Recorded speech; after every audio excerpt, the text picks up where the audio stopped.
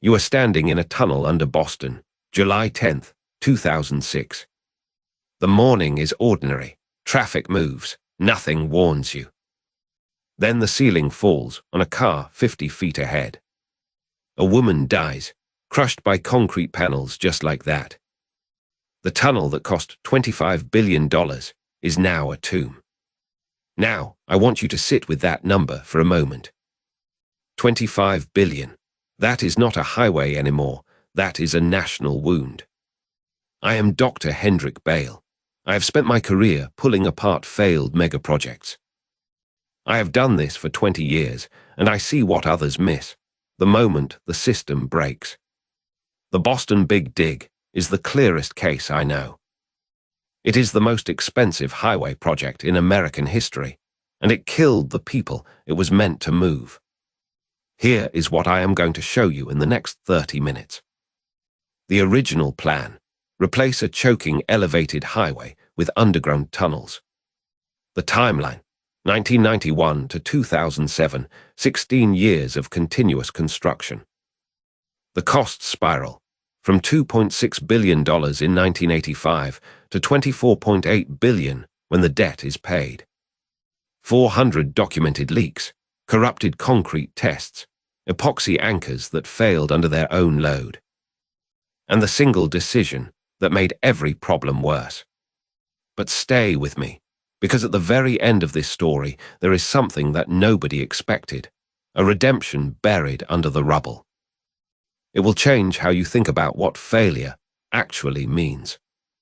Let me start with what the city inherited, a 1950s elevated highway that was dying. 90,000 vehicles per day, on a road built for 75,000.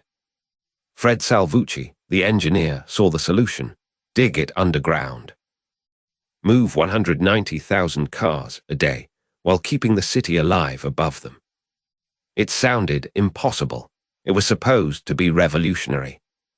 By 1991, the first shovel hit the ground. So far we have talked about one mega-project that buried itself in a mountain of debt and corruption. Now I want to show you a different kind of failure, the kind that happens when a city falls in love with a dream. It is 1962, and Seattle is hosting the Century 21 World's Fair. The city has built a monorail for the fair, a sleek, futuristic line that runs 1.3 miles on a single elevated beam. Built by Swedish engineers from a company called Allweg, it cost about $3.5 million. The red train and blue train each carry 450 passengers, and for that moment, Seattle feels like the future. The fair ends, but here is where the story turns. Allweg made Seattle an offer that still echoes through that city today. They said, "Let us build you a full citywide network at little or no cost. Use Seattle as a showcase. Prove the technology works at scale." Seattle said no. They closed the door. The monorail sat there, running its 1.3 miles, mostly for tourists, for 40 years. Then in 1997, something shifted.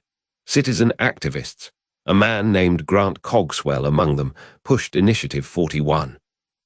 Voters approved a massive expansion, the Green Line, 14 miles from Ballard South to West Seattle. By 2000, the project had won ballot after ballot. The city was committed. But then the engineers did the math, and the dream cracked. The project was supposed to cost $1.75 billion. But the financing structure, heavy on motor vehicle excise taxes, deep into bond repayment, meant paying back over $11 billion over the life of the bonds. Voters learned what they had actually approved, and their answer changed. November 2005, 57% voted against the expansion. The Seattle monorail project was dead. The franchise was withdrawn weeks later. And just to twist the knife, that same month, the two original trains sideswiped each other on the guideway. The red train was badly damaged. The system limped on with reduced capacity. So here is what I see in this story: And this is the part I want you to hold on to. Tacoma did not build a failed monorail. Seattle did, twice. But the second failure was not about engineering or money alone. It was about how a city can let voters vote again and again until they vote for something that looks like progress, but collapses under its own promises. Now, there is another project I have studied where money spiraled even more dramatically. But this one, here is the stunning part. People loved it anyway. The Sydney Opera House cost more than anyone could have imagined, took longer, and somehow became beloved. That is the failure that teaches you something unexpected about what we build and why we keep it.